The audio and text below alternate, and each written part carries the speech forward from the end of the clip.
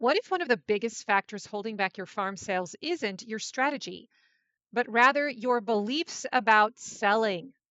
In this episode, I'm unpacking 3 common mindset blocks that I see over and over again that are quietly keeping farmers stuck, and the reframes that can make promotion feel like service instead of pressure. Let's get started. Hey there, this is Corinna Bench, and welcome to the My Digital Farmer podcast. In today's market, it's not enough to just grow your product. You've got to know how to sell it too. Welcome to the My Digital Farmer podcast, where we reveal online marketing strategies and tips to help farmers like you get better and more confident at marketing. Learn how to find more customers, increase your sales, and build a strong brand for your farm. Let's start the show.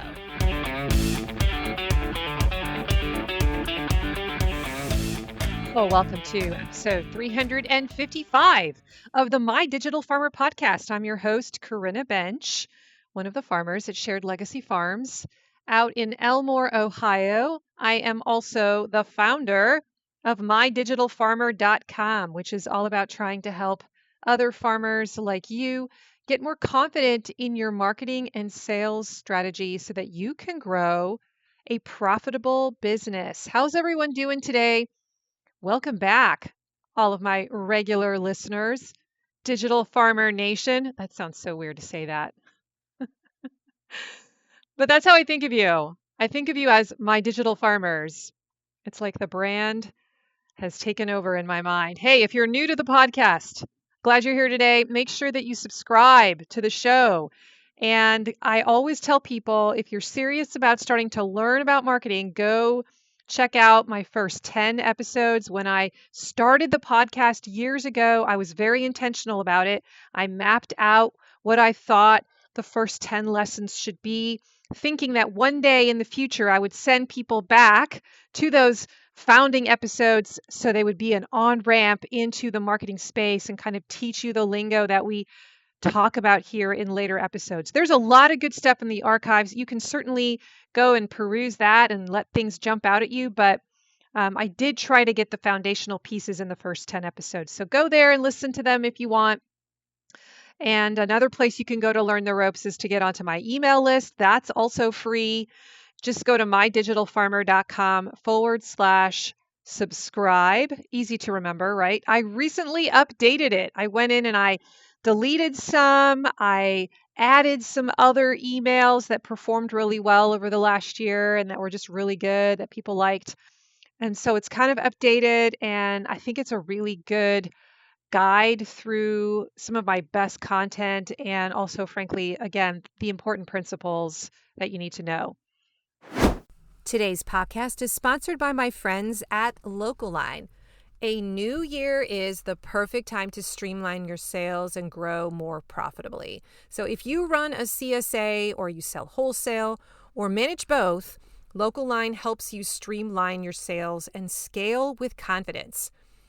In 2025, farms and food hubs that used Localine grew their sales by 33%, building on the 23% growth they saw the year before. Average order values increased by 31%, I know mine did, and total order count grew by 9%. Look, real results across operations of all sizes. Localine brings everything together in one platform. They have CSA management, wholesale ordering, automated inventory, barcode scanning, a box builder, and POS so that you spend less time managing admin and more time growing your business. And switching couldn't be easier. There are no setup fees, my friends, no sales commissions, and their onboarding team will migrate your storefront for free, taking the workload off your plate, and that usually only takes a few days. As a podcast listener, you'll also get one premium feature for free for a full year when you use the code MDF2026 at checkout. So go to mydigitalfarmer.com/local-line and then enter that code MDF2026. Start 2026 organized, efficient, and ready to grow with Localine. And now, back to the show. Oh my gosh. All right. I'm excited about this one today. It is a topic that I think is a real bottleneck in many farm businesses. It's not your website, it's not your email software, it's not your offer, although that may be it. That's a common thing that we have to troubleshoot in farm marketing school first. No, the thing that often bottlenecks farm businesses is hesitation, is imposter syndrome. And I see it over and over again inside of farm marketing school. Farmers who will build the product, they'll grow the email list, they'll do all the work. But then when it comes time to promote, they pull back, they shrink. They don't want to be annoying. They don't want to be salesy. They don't want to feel pushy. And there's just this huge fear that that's how they're going to come across. And I get it because I was there once too. And I frankly still sometimes get in that place when I'm not confident about an offer or I just think it's going to flop or I don't know. I feel it too still. I'm so much better than I used to be, but I get it. Okay. Most of you are not natural salespeople. I wasn't either.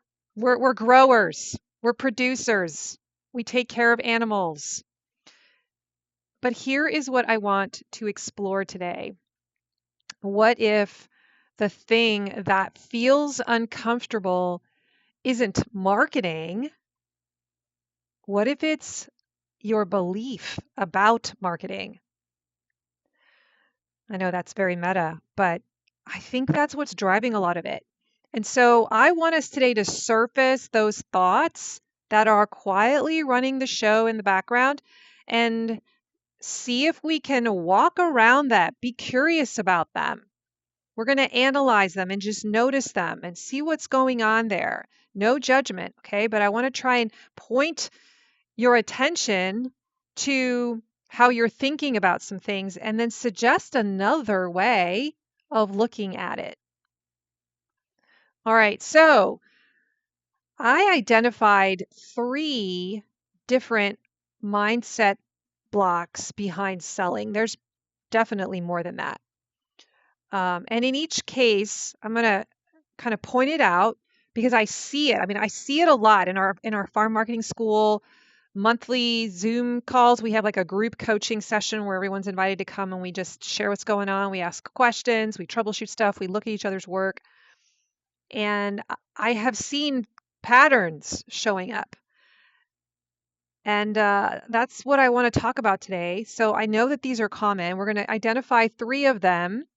And then I'm going to try to also share the alternative way of thinking about it, like how to shift that thought to a different thought, a different mindset shift. Okay, so let's see how we do. I hope you enjoy this episode. It's a little bit more mindset focused, not as tactical, but the things I'm going to uncover, I hope you'll practice, that you'll be able to practice catching yourself in the old thought and trying on the new one, even though it's going to feel like wearing a new set of clothes that don't quite fit yet. You're just going to feel the burn, feel the discomfort, and still practice it anyway. Okay. So let's start with the first one. See if this is something you have found yourself saying to yourself in your head when you resist the urge to pitch an offer. Okay. See if you find yourself thinking this. No. I don't want to be annoying. I don't want to be annoying. Okay. Is that ever a feeling or a thought you have in your mind and it keeps you from making an offer or bringing up something or trying to pitch something? What this often sounds like in real life is, oh, I don't want to bug people. I just emailed them last week. I don't want to come off as salesy. If they want it, they'll come ask me or they'll text me. I hate when businesses spam me. So in other words, I don't want to do it to others, right? And there's many other ways that that manifests, but the underlying fear in this particular thought is, I think, rejection. and social disapproval, right? Um, at least when I have these thoughts, that's what I'm worried about. Like, oh, if I annoy them, if I actually do annoy them, they're not going to like me anymore. They're going to disapprove of that behavior. They're going to reject me, and I'm no longer going to be included in their circle of influence. I won't be welcome. And we have this deep need to belong. That is like part of our human nature. And so, of course, this would feel threatening if this thought were actually true. And we farmers, especially, I think, are very community oriented humans. Uh, we really care deeply about being liked and trusted. And many of us go into farming with these really powerful, idealistic ideas and virtues, and we stand for something important, and we care about our integrity and that people think well of us, right? And so selling feels like it risks that. If we come off as annoying, we risk that. We put that at risk. So here's what's really happening. We end up equating promoting a product, with pressuring someone. But those are not the same thing. I'm going to challenge you right now. Those are not the same thing. And I have to tell this to myself a lot. Okay, so I'm preaching to the choir. Please don't think that I am above all this, that I have somehow ascended into the clouds and I'm amazing. Um, I want to suggest another way of thinking about this. When you find yourself coming up against this, I don't want to be annoying thought, what if you considered this instead? Reminding people about my product is actually serving people. My job is not to pressure. My job is simply to remind people. I know people are busy. They forget that I'm here.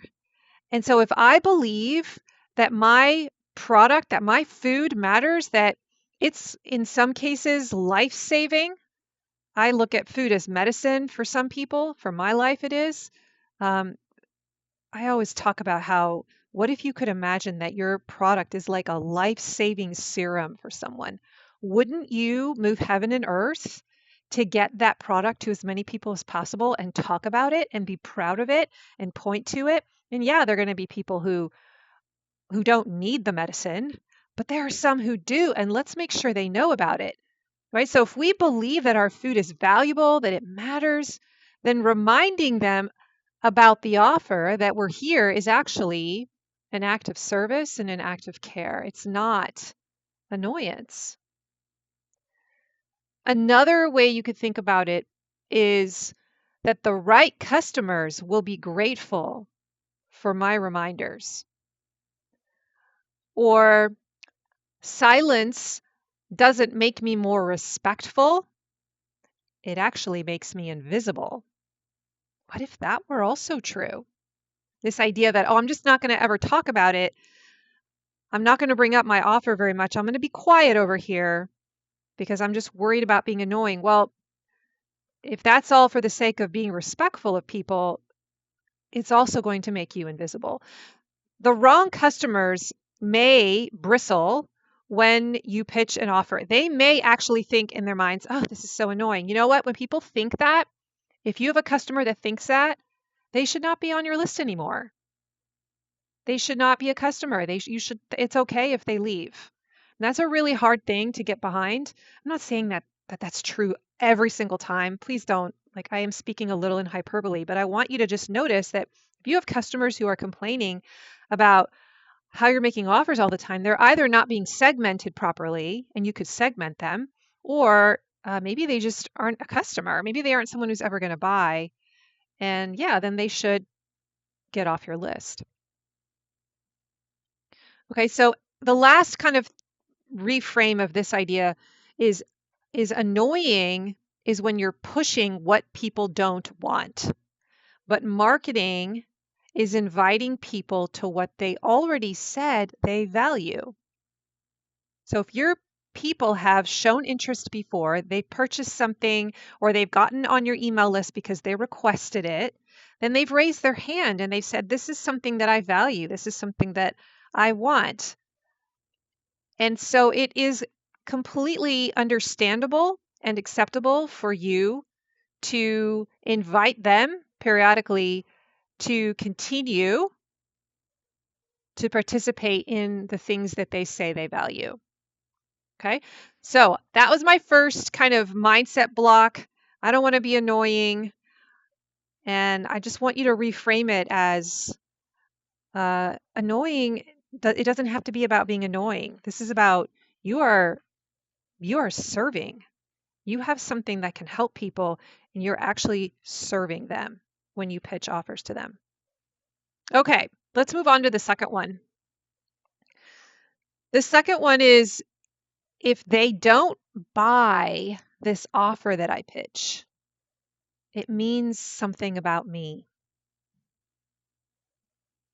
Now, I've never heard somebody say it that way, but that's the underlying thought. And I know that I have thought this before. I have a fear of pitching offers, usually brand new ones that I've never tested, because I'm afraid people aren't going to actually buy it, and that means that I am not good, that they don't like me. So here's some other ways that this thought can actually sound if you actually hear someone, say something. Maybe they don't value my prices. Have you ever said that to yourself? Maybe I'm charging too much. Maybe my product isn't good enough. Maybe I'm not cut out for this. So people don't buy the product, and we conflate that with I'm not good enough. And the underlying fear is personal rejection. And our self-worth gets tied up with our sales outcomes. They are like intertwined. And I see this, like when I pause and really look at it, I'm like, wow, what am I doing? I am equating my self-worth with my sales outcomes, which is ridiculous, right? When you walk around and you spot that and you notice it, you're like, oh, that doesn't make sense. But farming is so personal, right? It's our land, it's our sweat, it's our story, it's our passion. And so when we're promoting something, we do feel really vulnerable because we're putting ourselves out there and what we believe and stand for. So if someone else says no to our offer, man, that cuts to the heart. And it's very easy for us to make that mean, oh, they must not like me.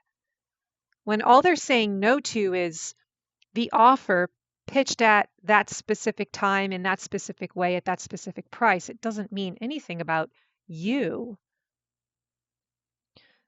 So underneath all of this is a fear of personal rejection. And this is a big reason why many farmers are afraid to pitch because they just don't want to get the no.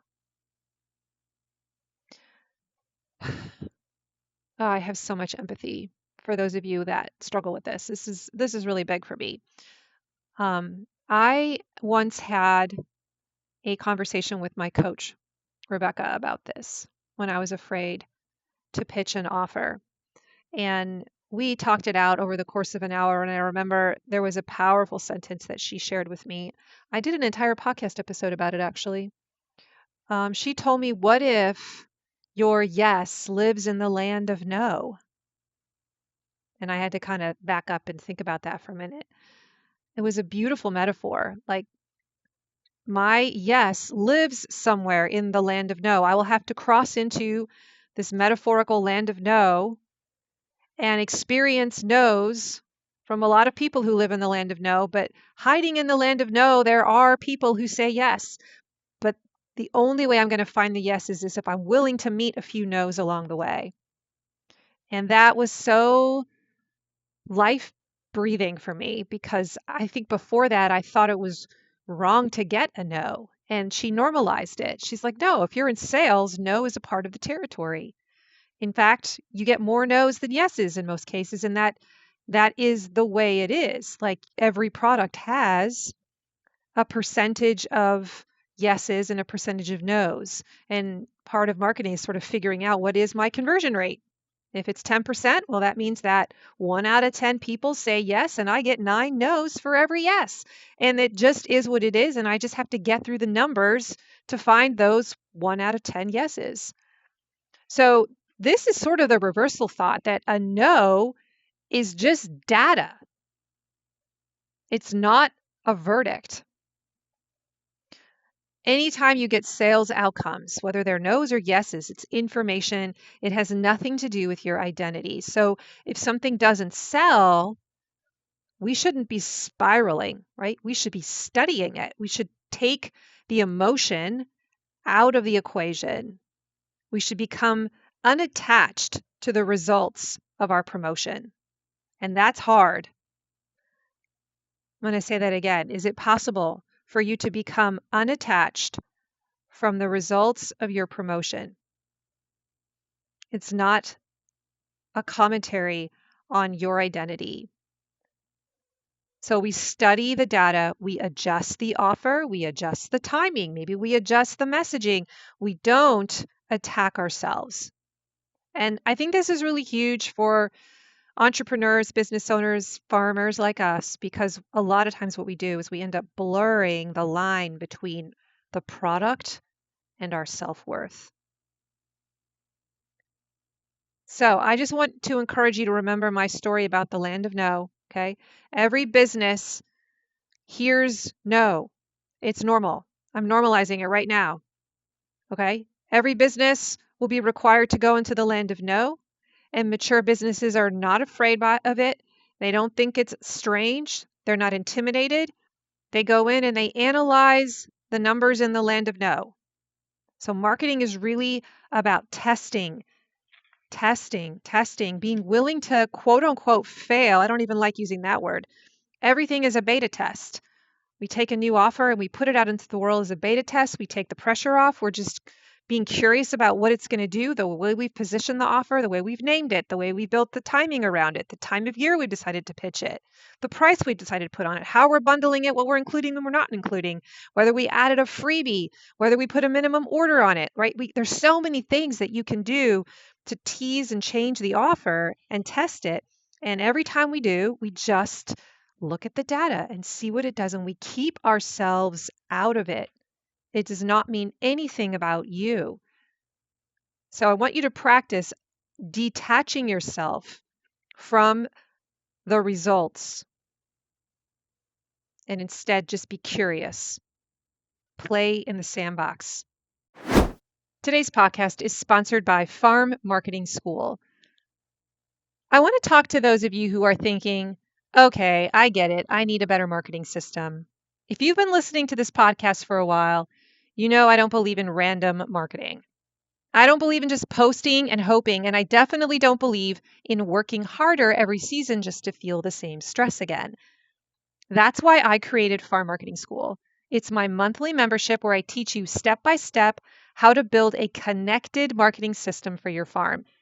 Not more ideas, not fluff, a structure. Inside FMS, we start with a sales funnel audit so you can map your entire customer journey and see what's working and what's missing. And then you build one focused asset at a time. Your weekly email system, your promotion calendar, your product ladder, your lead magnet, your social media plan that actually supports your whole system. Each project is designed as a 30-day finish line, so you don't overhaul everything overnight. You build intentionally. And over time, those pieces start to connect. And that's when the flywheel starts spinning. That's when revenue feels more predictable. That's when marketing feels lighter. Farmers inside Farm Marketing School have told me things like, I finally feel like I'm on the right track. Or we saw a huge jump in sales during our slowest months. Not because of luck, but because of structure.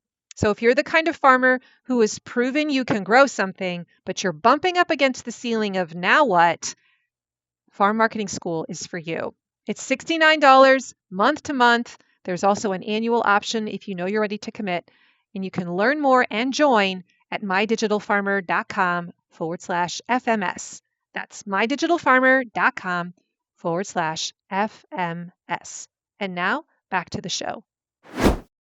The third mindset that I want to uncover here is that good products should sell themselves. So what does this sound like? If it's really good, I shouldn't have to push it. In other words, I shouldn't have to sell it. It should leap off the shelf. I shouldn't have to really promote it hard. Word of mouth should be enough. I don't want to have to convince people to buy this. Marketing feels manipulative. Okay, so under this particular mindset, like whenever I hear this, again, I have a lot of sympathy and empathy because I have thought these very same things. And what I have noticed when I walk around the thought, when I try to challenge the thought, I'm like, okay, underneath that, once again, is a fear of what I call integrity conflict. I didn't know how else to call this, but like we want to be authentic. We want to be true to our roots. And we're producers, not persuaders. Our product should stand for what it is, and people should see it for what it is. We shouldn't have to try to convince them. We're not hiding anything from anyone. Don't they see what we see? Right? And so we don't want to come off as somebody who's not integrous. So if we tell ourselves that this is manipulative or that we're having to convince people almost like we're, I don't know, like it's a big lie and we're trying to sneak one over on them, like that feels like we're not being integrous. No, we are people of integrity. We shouldn't have to feel like we dress up a product in something. Okay. So values driven, mission oriented business owners and farmers like you, this is going to come up. You're going to bump up against that fear. And so here's just another way I want you to think about it. What if we practiced this reversal thought? If I don't explain the value, I'm hiding the value. Can you see how that's another way of looking at this same circumstance? Instead of saying good products should sell themselves, I shouldn't have to convince people, we could say, but if I don't explain the value in my pitching process, because maybe they don't see it, then I'm hiding the value. I am hiding it, which is also not integrous, right? People cannot value what they don't understand. So my job isn't to convince, maybe it's to clarify. Marketing is actually education. I don't know. I love that. Like I look at marketing first and foremost as sales and service, but also as education. A lot of my marketing is done like people just don't know. They have to have their eyes awakened. I need to help them put on another set of lenses so they can look at their circumstances in a different way and see a completely different problem and a completely different life transformation, because many people just don't see the problem. And so they're not going to be drawn to my solution. I have to educate them. And that's a long process sometimes before I can make a customer ready. Here's some other alternatives that kind of work as a reversal thought.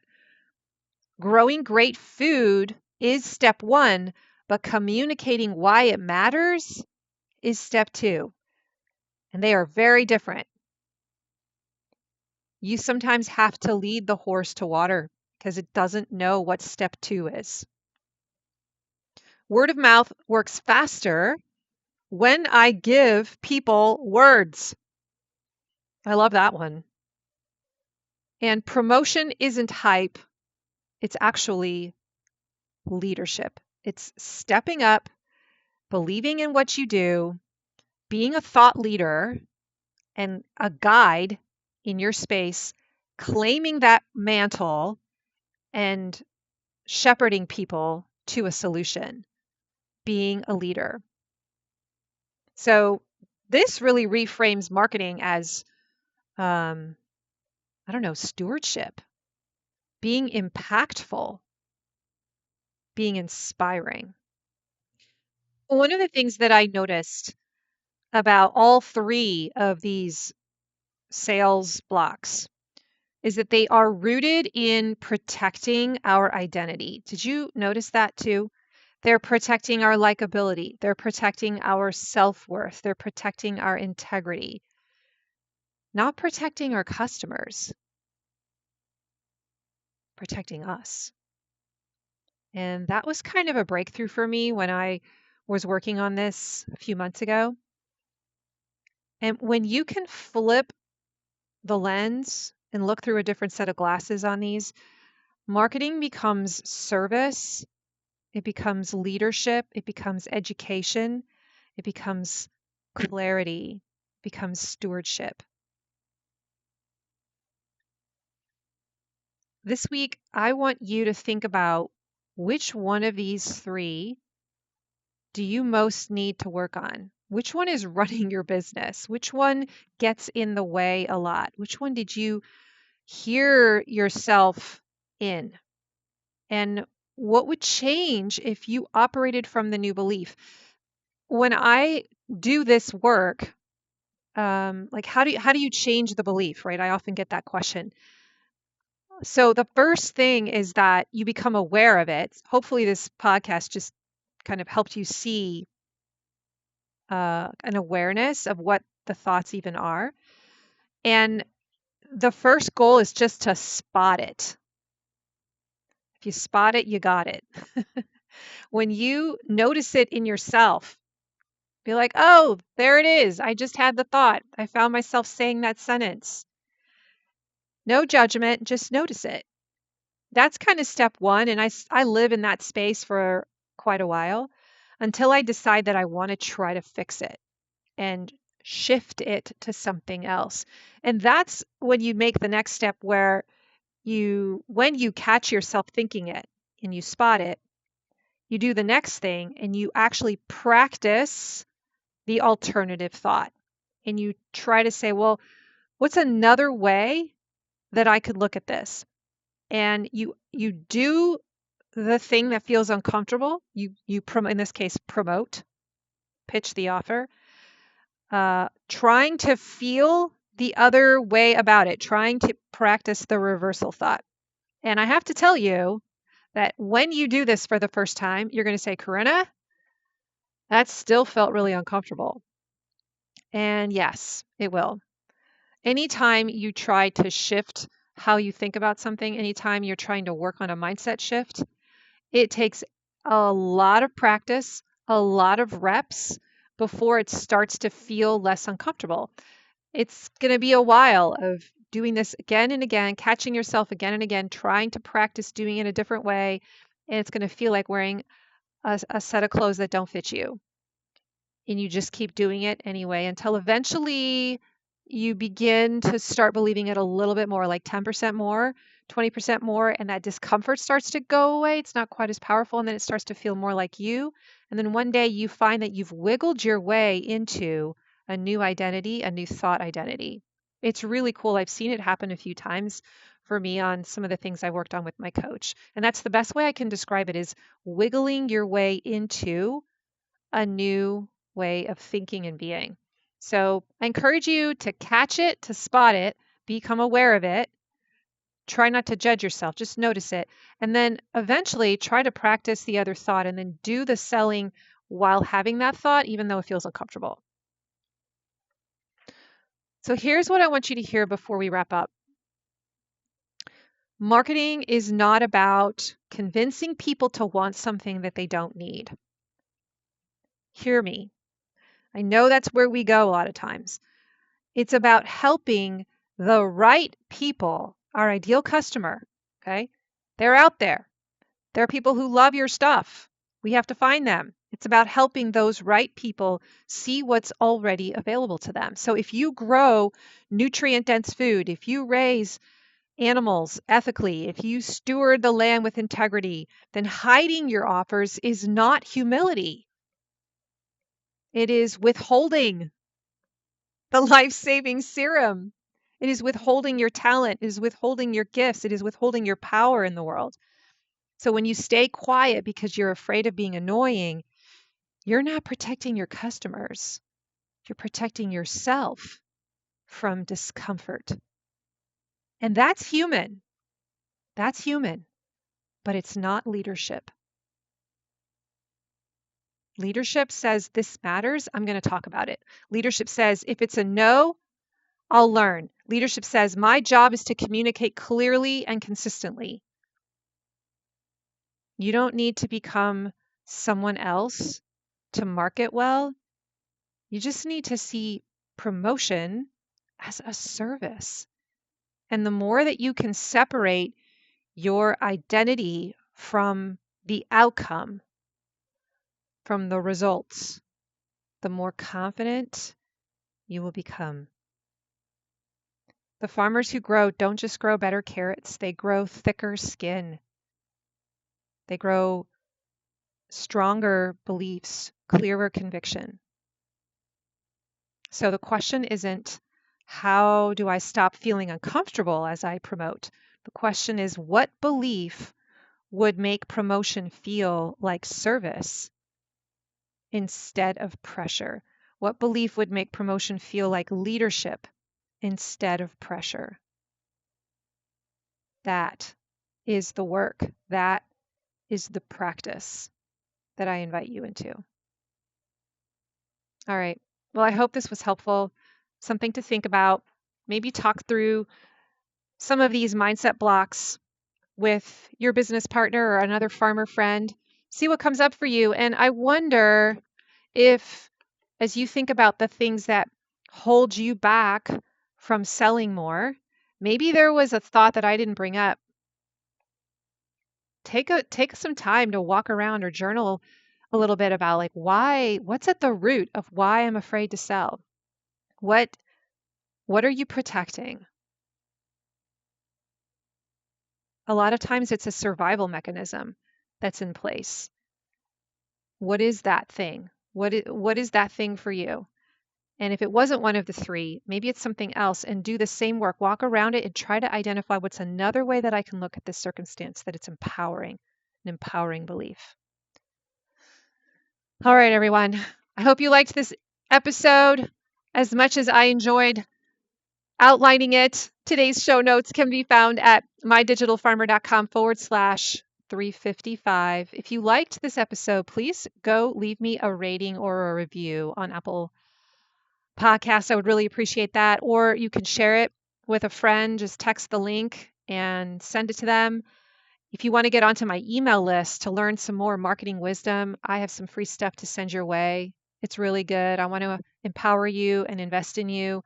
Go to mydigitalfarmer.com/subscribe and get on that list. I'll send you something every week for like 3 or 4 months. It's good stuff. And if you get sick of it, you can unsub. I also send you an update about the podcast every week with a little teaser of what it's about. And remember, I also have this amazing community called Farm Marketing School. I want to invite you in. I want to help you. I want to be of service to you. If you need help putting the pieces together of your marketing machine, like if you feel like it's just this fragmented approach, I hear you. That is the problem. It's a fragmented approach. And I'm here to help you stitch it all together, get the machine working so that it's like a baton race, like a relay race. And every piece of your marketing machine passes the baton on to the next piece. And if you don't have all the runners in your race, you will be having problems with your marketing. And I'm going to help you find out what runners are missing, and we're going to stitch them together. All right, so you can come on in anytime you want. We are open year round. You can go to mydigitalfarmer.com/FMS. Thanks for joining me today. Have an amazing week. I'll see you next time. And remember, I believe in you. Bye-bye.